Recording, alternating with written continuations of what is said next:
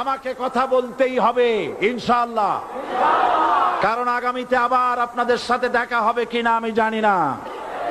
কথা বলতেই হবে। আমি দেখতে পাচ্ছি বাংলাদেশের ভাগ্য আকাশে উত্তর গগনে কালো মেঘ জমা হয়েছে, ঝড়ের পূর্বাভাস লক্ষ্য করছি।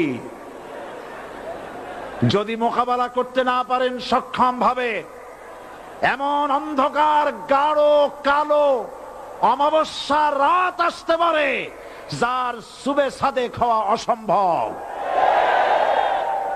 সুতরাং আপনারা কি কাপুরুষের মতো কাফের মুশরিকদের গোলামি করে মরতে চান?